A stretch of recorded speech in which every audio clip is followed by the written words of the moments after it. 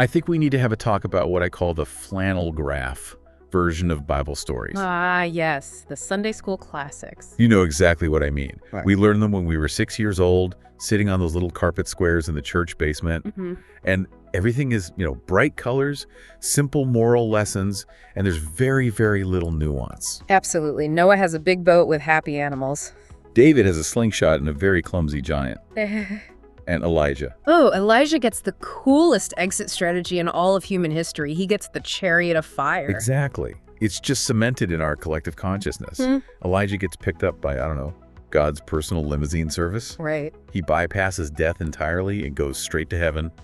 End of story. Roll the credits. And it's a great story. It's powerful. And for the big picture, to teach about God's power, the importance of the prophetic office, it works. It really does. But here's the problem with that flannel graph version of history. It tends to smooth over all the jagged edges in the text. All the contradictions. Yeah. All the weird little details. And when you actually pull out the magnifying glass and you start looking at the timeline in the original Hebrew and the cross-references, you hit a brick wall, a really big one. A brick wall that, frankly, suggests we might have the ending of Elijah's story completely wrong. Or at the very least, significantly more complex than he went up and lived happily ever after. Yeah. It is a genuine mystery. I mean, it's one of those things that once you see it, you just can't unsee it. It's hiding in plain sight. It is. It involves a whirlwind, a huge theological knot about what the word heaven even means, and this is my absolute favorite part, an artifact that simply shouldn't exist. A letter. The letter. This is the hook for me. Honestly, it's the entire reason we're doing this deep dive today. We are looking at a document, a physical letter, written on parchment or papyrus, I assume, that was authored and delivered by Elijah the prophet. Right. A letter to a king of Judah. The problem, the letter was delivered years after Elijah supposedly left the earth in that whirlwind. Years. Not days or weeks. We're talking a significant amount of time. So the question we're wrestling with today isn't just, did Elijah go to heaven? It's a logistical nightmare. It is. I mean, if Elijah is in the throne room of God, walking on streets of gold, how on earth did he mail a letter with a postage stamp on it to a wicked king who hadn't even started his reign when Elijah left? Did he send it from the clouds?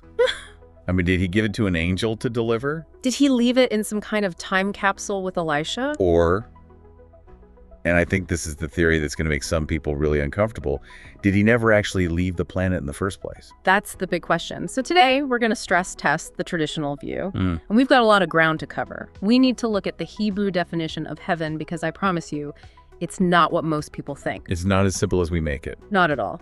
We also need to look at a logic trap that Jesus himself seems to set in the Gospel of John. And then we have to look at that smoking gun in the book of 2 Chronicles. So I want to ask you, listening right now, just before we dive in, what's your starting position? What were you taught? Yeah, what's your flannel graph version? Is it that Elijah is up in the third heaven, sitting with the angels, maybe playing a harp? Keep that mental image right there in your head, because we are about to challenge it pretty hard with the text itself. Let us know your starting position in the comments right now. Are you Team Heaven or Team Fess? Well, whatever the strange alternative is that we're about to explore. And seriously, stay with us until the end of this, because the solution to this ancient mystery might actually explain one of the biggest question marks in the entire book of Revelation. It's all connected. The history, the theology, and the eschatology, the study of the end times. It all weaves together. Okay, let's dive in. Section 1, the event itself. Let's go to 2 Kings chapter 2. Set the scene for us. Okay, so it's a very dramatic scene. I mean, it's probably one of the most cinematic moments in the entire Old Testament. Absolutely. You've got Elijah, the old prophet, the man who called down fire on Mount Carmel, who faced down the prophets of Baal. He's at the end of his career. And he's with Elisha, his protege, his hand-picked successor. Exactly. And they are on this sort of farewell tour. They're walking from Gilgal down to Bethel, then over to Jericho, and finally they're heading toward the Jordan River. It really feels like a procession, doesn't it? A final walk. It is. It's a journey of finality. And geographically, it's a descent. They're going down, down, down into the Jordan Valley, which is the lowest point on Earth. But the tension is just incredibly high. Because it's not a secret that he's leaving. Everyone seems to know. Everyone knows. The sons of the prophets, which are these, groups of prophet students, like little seminary guilds in different cities, they keep popping out at every stop. I love these guys. They feel like the Greek chorus of the Old Testament. They just show up to comment on the action. They do. They come out at Bethel and they pull Elisha aside and say, hey, do you know that the Lord is going to take your master away from you today? And Elisha is so emotional, he's just snapping back at them. He says, yes, I know, be quiet. He does not want to talk about it. You can feel his grief, his anxiety. He's clinging to every last moment he has with his mentor. So they finally get to the Jordan River. Elijah takes off his cloak, his mantle, rolls it up, and strikes the water. A classic Moses move, by the way. A clear sign of his authority. The water parts. Yeah. And they cross over on dry ground, just the two of them. And then as they're walking and talking, it happens.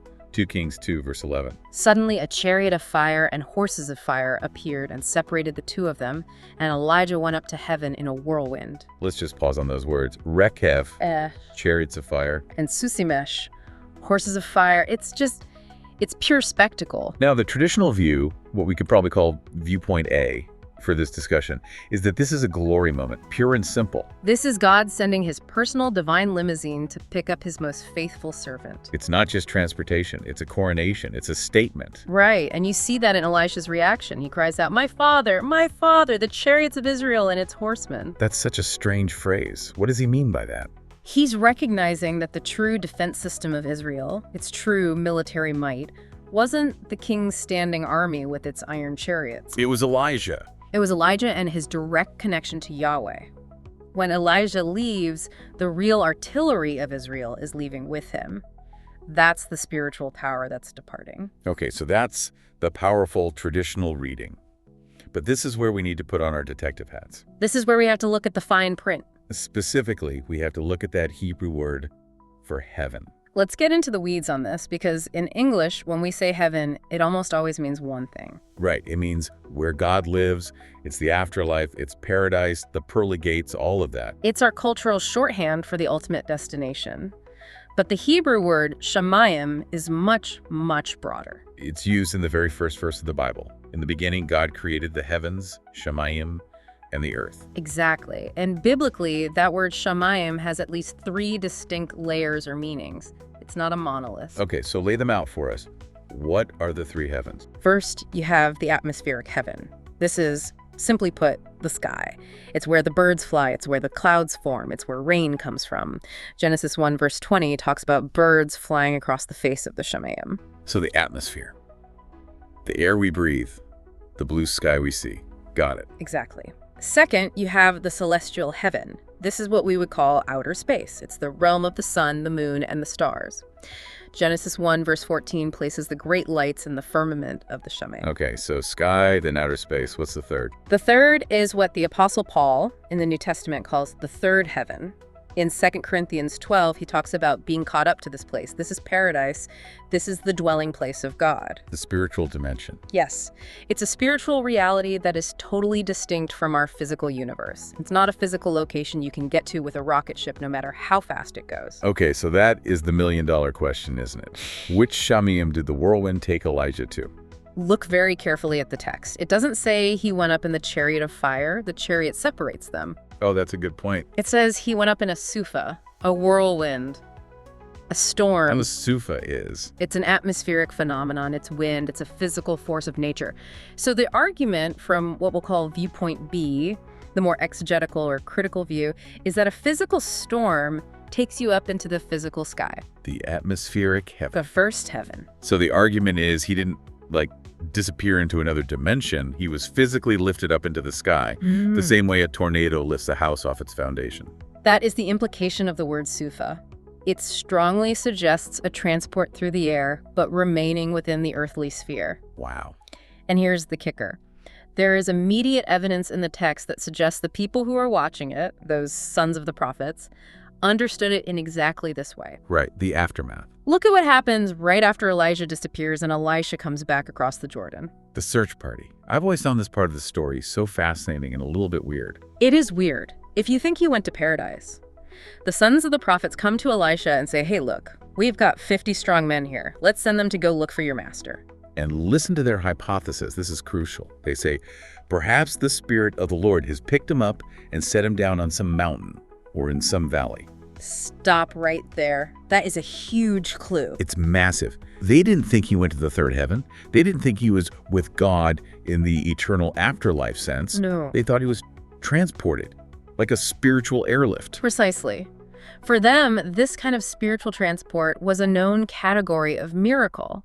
It wasn't dying and going to heaven. It was God moving his prophet from point A to a new point B on the map. And we see something really similar in the New Testament, right? Yeah. In the book of Acts. Yes, Acts chapter 8. The story of Philip the evangelist. He's on the road to Gaza. He explains the prophet Isaiah to the Ethiopian eunuch.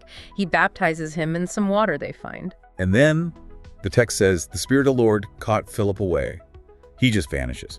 The next thing you know, he's found miles away at the city of Azotus. Teleportation.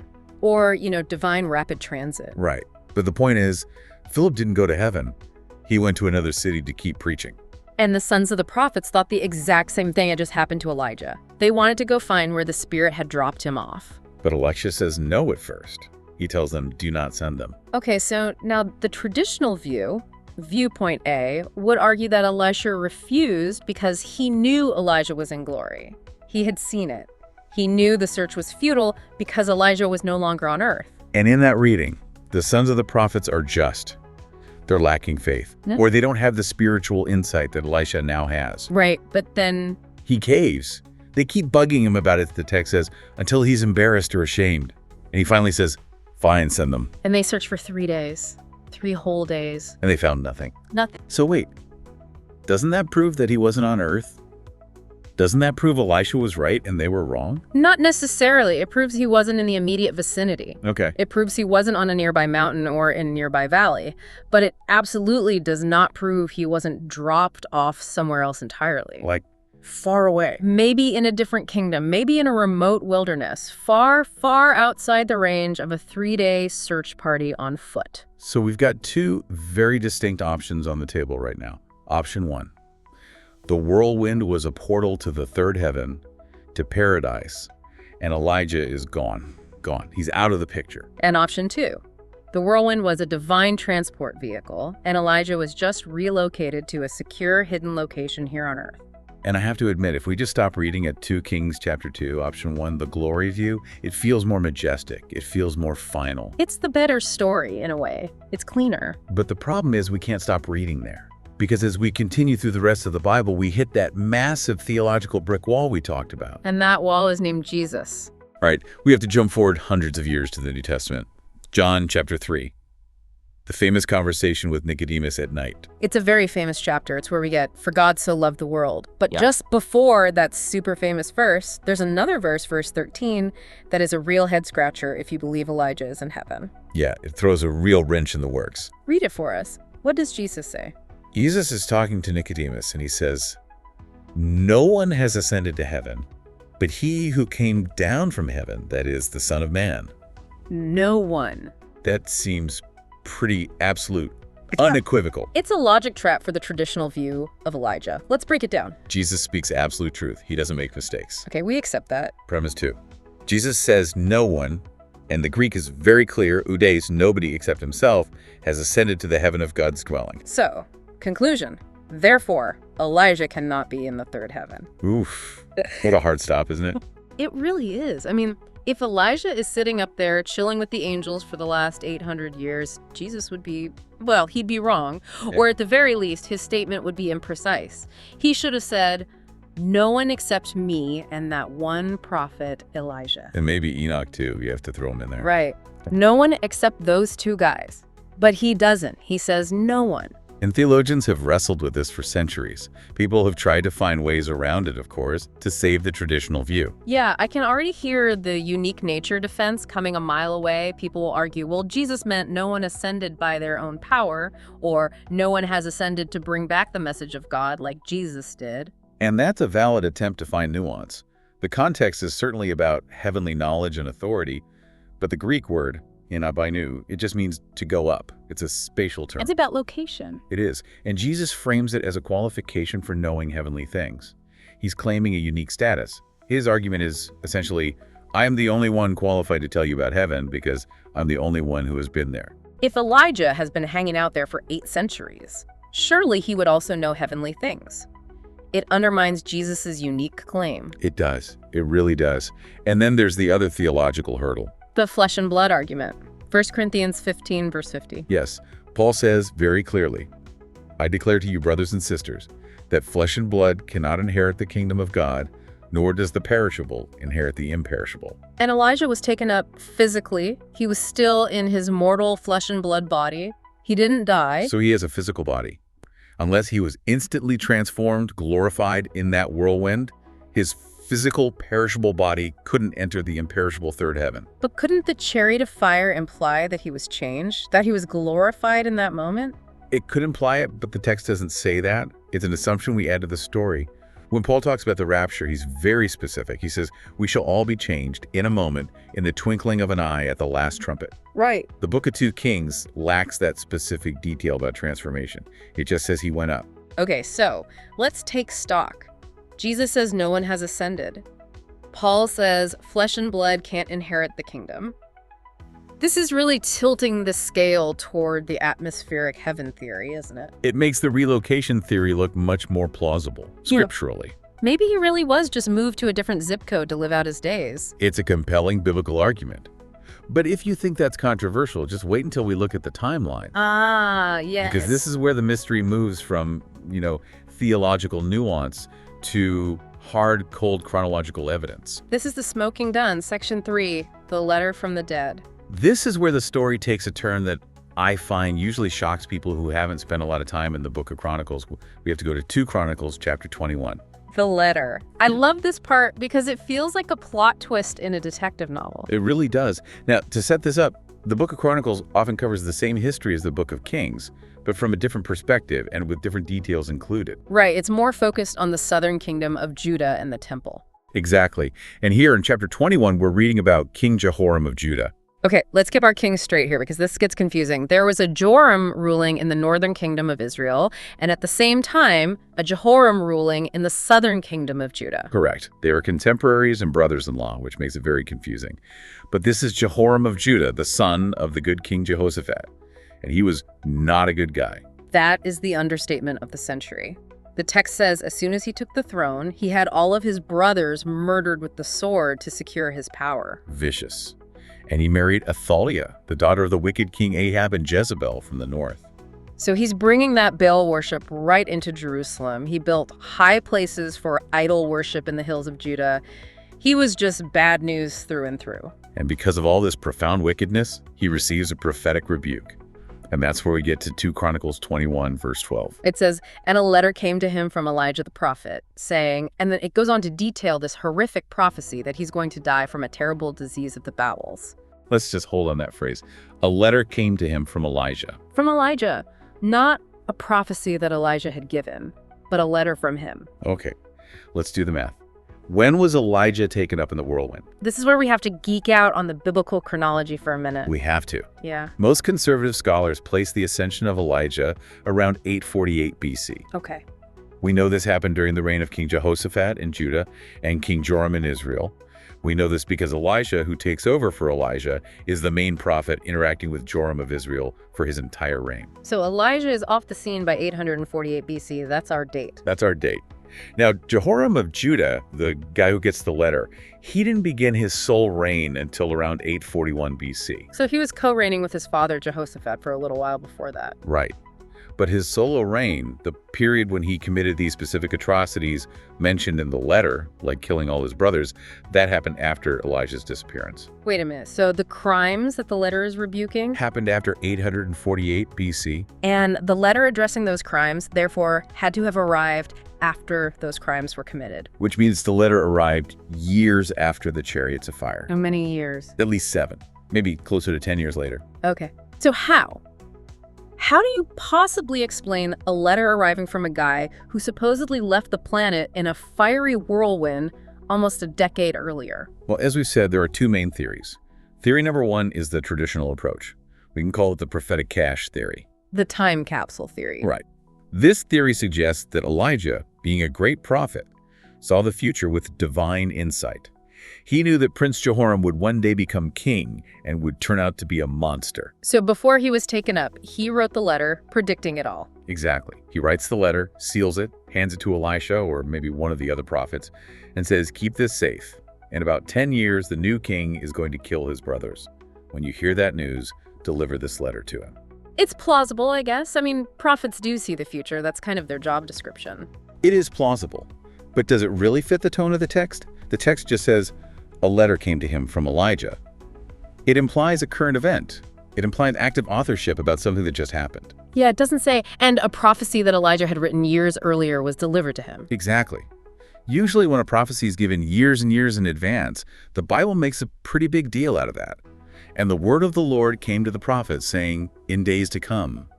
This reads like a rebuke that was mailed yesterday in response to the news of today. It's like, dear king, I saw what you did last week. It's disgusting, and here's what God is going to do about it. It feels fresh. It feels immediate. Which brings us, of course, to theory number 2, the earthly relocation. And this is the theory that connects everything back to the whirlwind being an atmospheric transport vehicle. If we accept the atmospheric heaven interpretation of 2 Kings 2, then this whole letter paradox it resolves itself perfectly. The whirlwind took Elijah up into the sky, flew him out of the hostile northern kingdom of Israel. Remember, Ahab and especially Jezebel hated him and wanted him dead, and it deposited him safely in a remote, hidden location. So he didn't die. He didn't go to God's throne. He went into retirement. A divinely mandated retirement, essentially. Yeah. He was put out to pasture by God. His public ministry was officially over. Elisha had received the double portion of his spirit and taken up his mantle. The work was in new hands. But Elijah himself was still alive. Still alive, still a prophet, maybe living in a cave in the wilderness of Judah, or perhaps in a quiet town somewhere, just watching the news. So he hears that Jehoram has taken the throne in Judah. He hears about the horrific murder of the royal princes. And that old fire, that prophetic fire, just rises up in him one last time. He grabs a piece of parchment, he writes this stinging, fiery rebuke, and he gives it to a messenger to deliver to the palace. Wow, that paints such a human picture of him. The old lion, retired, that's still roaring from the wilderness. It does. And it completely resolves the conflict with John 3.13. Elijah didn't ascend to the third heaven, he was just moved. He lived out the rest of his days and presumably eventually died a natural death, unknown and buried in obscurity, much like Moses was. I have to ask, doesn't that feel like a little bit of a letdown? I mean, the epic Chariots of Fire story becomes divine Uber ride to a retirement home. Does the idea of him living in a cabin for 10 years and writing a letter, does that diminish the miracle? And that's the question I want you, the listener, to really chew on right now. Does a miracle have to mean escaping Earth entirely to be miraculous? I mean, being transported through the air by a fiery storm is still pretty impressive. That's a fair point. But I know what you're thinking. I know what everyone listening is probably thinking right now. Okay, this timeline stuff is interesting. But if he just died in a cabin somewhere, how in the world do you explain the Mount of Transfiguration? Yes. Section 4, the counterattack. Because this is where the traditional view comes roaring back. In Matthew chapter 17, Jesus takes Peter, James, and John up a high mountain. And he is transfigured before them. His face shines like the sun. And who shows up to talk with him? Moses and Elijah. And they are shining with him. They look pretty alive to me. This is, without a doubt, the strongest argument for viewpoint A, the glory view. Elijah appears in a glorified state. He's conversing with Jesus about his departure, his exodus, that he's about to accomplish in Jerusalem. If he just died in a cabin 800 or 900 years prior, why is he here? Why him? He's there representing the prophets, with Moses representing the law. And more to the point, if he just died a normal death, why not pick Isaiah or Jeremiah or any of the other great prophets? His presence on that mountain seems to hinge entirely on the fact that he didn't die. That's the standard and very powerful reading of the text. But let's play devil's advocate for a minute. Let's look at it through the lens of what we could call the vision argument. In Matthew 17, verse 9, as they're coming down the mountain, Jesus gives the disciples a specific command. He says, "Tell the vision to no one until the Son of Man is risen from the dead." He uses the word harama, a vision. Yes, a supernatural spectacle, a divine vision. Now, here's the key point that viewpoint B proponents always bring up. Moses was there too. Right, of course. And we know for an absolute fact, Deuteronomy 34 is completely explicit about this, that Moses died and was buried by God, in the land of Moab. So Moses is definitely dead. And yet Moses appears in glory talking to Jesus. I see exactly where you're going with this. If Moses can appear in a glorified state despite being dead for over 1,000 years. Then Elijah's appearance doesn't prove that he didn't die. It just proves that God can project the image of his servants, living or dead, into a divine vision. So their function there is primarily symbolic. Yeah. They represent the law and the prophets, the entirety of the Old Testament, bearing witness to Jesus as the fulfillment of it all. Exactly. Their appearance is about their representative role, not necessarily about their current physical location or status. Okay, so the Transfiguration it's ambiguous. It's not the knockout punch for the glory view that it first appears to be. It could mean he's alive in heaven, or it could be a visionary manifestation of a deceased prophet. It doesn't definitively settle the debate. Which means we have to go to another layer of this mystery, the prophecy. Section 5, Malachi chapter 4. The very, very last verses of the Old Testament. The final words before 400 years of silence. Behold, I will send you Elijah the prophet before the coming of the great and dreadful day of the Lord. And this set the stage for the entire New Testament. In the time of Jesus, everyone was on edge, waiting for Elijah to return. It was a massive expectation. And then John the Baptist shows up, and he dresses like Elisha in camel's hair. He eats locusts and wild honey like a desert prophet. He preaches a message of fiery repentance. He is the spitting image of Elijah. And Jesus himself seems to confirm it. In Matthew 11, he says about John, "And if you are willing to accept it, he is the Elijah who is to come." Case closed, right? The prophecy is fulfilled. Elijah returned in the person of John the Baptist. But wait, the plot thickens. Because in the Gospel of John, the religious leaders go to John the Baptist themselves and ask him directly, "Are you Elijah?" And what does he say? He says bluntly, "I am not." And there it is, the classic Bible contradiction that skeptics love to point out. Jesus says he is Elijah. John says, I am not Elijah. How do we reconcile this? Well, Luke's gospel seems to give us the bridge. In Luke chapter 1, the angel Gabriel tells John's father that his son will go forth in the spirit and power of Elijah. There it is. It wasn't a reincarnation. It wasn't the literal Elijah coming back in a new body. It was a functional fulfillment. John was taking on a role of Elijah. He was the forerunner, the warm-up act for the first coming of the Messiah. But this is a really big but, the Malachi prophecy is very specific. It says Elijah will come before the great and dreadful day of the Lord. And in prophetic language, that is almost always code for the day of judgment, the end times, the second coming. John the Baptist prepared Israel for the first coming of Jesus as the Lamb of God who takes away the sin of the world. He did not prepare the world for the second coming of Jesus as the Lion of Judah who comes to judge. So the prophecy wasn't fully exhausted by John the Baptist. Exactly. There seems to be a surplus left in that prophecy. A future fulfillment is still required. Someone still needs to come in the spirit and power of Elijah, or maybe as the literal Elijah, before the very end. Which leads us finally to the wildest theory of all, the endgame. Section 6, Revelation chapter 11, the two witnesses. Now we're connecting all the dots. All these strange loose ends might actually tie together in the apocalypse. The book of Revelation chapter 11 describes two mysterious figures who show up in Jerusalem during the final tribulation period. And they prophesy with incredible power for 12,260 days, 3.5 years. But look at their power set. Look at their miracles. The text says they have the power to shut the sky so that no rain falls during the days of their prophesying. Who does that sound like? That is Elijah's signature miracle. 1 Kings 17, he declares a drought on Israel for 3.5 years. And the text also says they have the power to turn water into blood and to strike the earth with every kind of plague as often as they want. And who does that sound like? That's Moses in the book of Exodus. So the imagery is just screaming Moses and Elijah. The law and the prophets are returning to the earth for one last epic stand against evil. Which leads us to what we can call the preservation hypothesis. What if both of our main viewpoints about Elijah are partially right? A synthesis. This is the synthesis that, for me, just blows my mind. Viewpoint A says he went to heaven. Viewpoint B says he didn't go to the third heaven because he still had work to do on earth, like writing that letter. Okay. The preservation view says God hit the pause button on Elijah's life. Suspended animation. In a theological sense, yes. Think about Hebrews 9, verse 27. It's a universal spiritual law.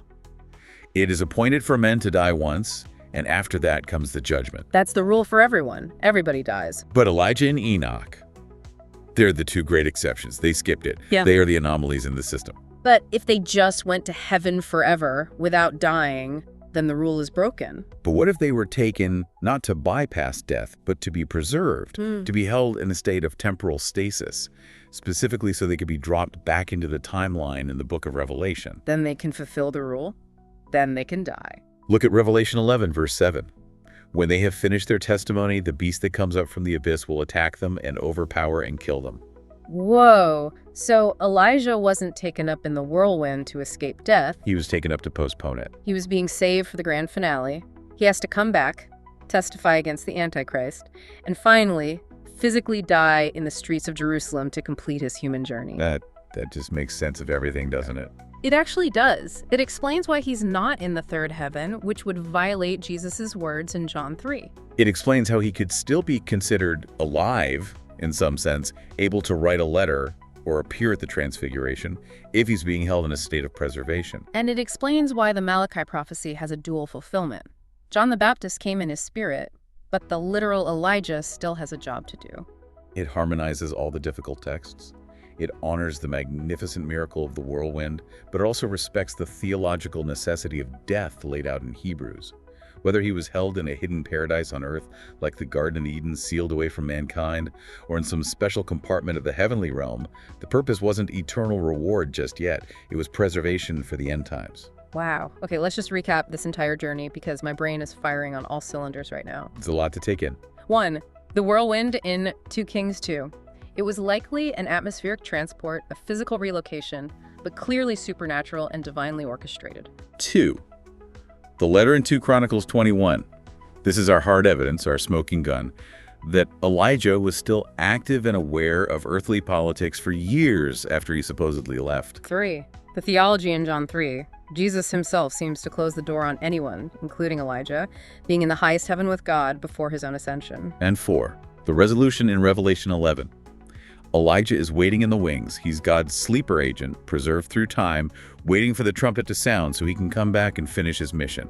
That is an incredibly compelling narrative. It feels like it balances the glory view with the hard facts of the chronological view. And it suggests something really profound about God. It suggests that God is the absolute master of time. That's the big theological takeaway for me. We think of time as this rigid, linear thing. You live, you die, you go to your reward. And God just says, no, I can pull a man out of the timeline in 848 BC, hold him in stasis for 3,000 years, and drop him back in, well, whenever the end comes to finish the job. It's humbling. It really is. It reminds us that the Bible is so much deeper than we think. We can't just skim the surface and be satisfied with the flannel graph version. The paradox of the letter and the whirlwind isn't a mistake in the text. It's not a contradiction. It's a clue. It's an invitation from God to dig deeper and see the bigger picture he's painting. And it reinforces that death is an enemy. It's the last enemy to be destroyed, as Paul says. And even the greatest prophets must eventually face it. Even Elijah, the man of fire, has to face the beast and die. But then comes Revelation 11, verse 11. But after the 3.5 days, the breath of life from God entered them, and they stood on their feet. Resurrection, the ultimate victory. The point isn't escaping death, it's conquering it through resurrection. Precisely. Wow. Okay, so listener, I absolutely have to know where your head is at right now. We've presented a few major options here. Where did you land after all of that? Are you team glory? Do you stick with the traditional view that Elijah is in heaven? The letter was a time capsule miracle, and Jesus' words in John must have some kind of exception clause we don't know about. Or are you team retirement? Do you think the whirlwind flew him to a quiet cave somewhere? He wrote the letter and then died peacefully years later off screen? Or are you now on team end times? That Elijah is in a state of divine preservation, waiting to be one of the 2 witnesses in Revelation. I have a suspicion that many people might be shifting their views after hearing all the evidence laid out. Yeah. That's a good thing. It means we're really engaging with the text. Absolutely. Leave a comment below and let us know. Did the letter from 2 Chronicles surprise you? I bet for a lot of you that was a brand new piece of the puzzle. And here's a final thought for you to chew on as we wrap up. If Elijah really is one of the witnesses, and he has been held in reserve waiting all this time, just imagine the fire and the power he is going to bring when he finally steps back onto the world stage. The first time, he called down fire from heaven on a single sacrifice on Mount Carmel. The next time, the stakes are the souls of the entire world during its darkest hour. Literal chills. That is an incredible thought, and that is where we're going to leave it for today. Keep digging. There's always more to find. We'll see you on the next deep dive.